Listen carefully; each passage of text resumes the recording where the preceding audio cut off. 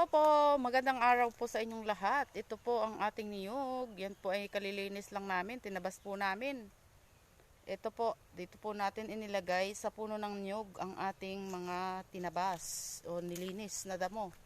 Ayan po, malinis na yung mga paligid.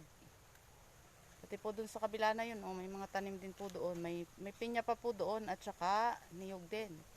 Ito po yung niyog na dwarfs. Ayan po. Kailan lang po itinanim? Ito lang pong tag-ulan. Mga ilang buwan lang po yan. Ito rin pong pinya. Ayan po. Yan po ang ating pinya. Yan po katatanim lang din. Yan po ang paminta.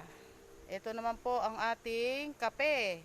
Yan po ay kapopronig lang kape na yan. Siguro po sa susunod na taon yan po bubunga na rin. Ayan po ang ating kape. Yan po. Ang tawag doon ay proning, yung pong pinuputol ang pinapabata po. Excuse me po. Ayan po ang ating niyog. Meron pa po doon, hindi pa lang po nalilinisan. Ayan po, oh. Yan po yung dwarfs na niyog. Yan po.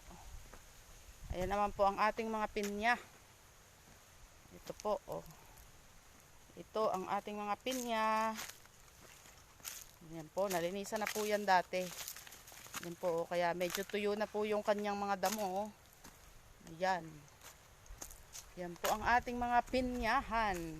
Ito po yung pangalawang tanim natin. Ito ulit po ang dwarfs. Ayan, ang ating dwarfs na niyog. Katatanim lang po niyan. Ito po ang ating mga pinya. Ayan po. Malinis na po yan. Siguro po hanggang tag-ulan na po yung tabas na iyan. Ayan po, oh. Ang ating mga pinya. Ayan. Ito po yung pangalawang tanim nating pinya. Ayan po ang ating mga pinya. Malinis na. Ito ulit po. May isa pa ulit tayo ditong dwarf na niyog. Ayan po. Katatanim lang po niyan. Ito po. Tapos dito pa rin po ang ating mga pinya. Ayan. Pinya pa rin po ito. Meron pa po diyang paminta. Ito po yung paminta, nabunga na, katabi po yan ng pinyahan. Ayan po, oh.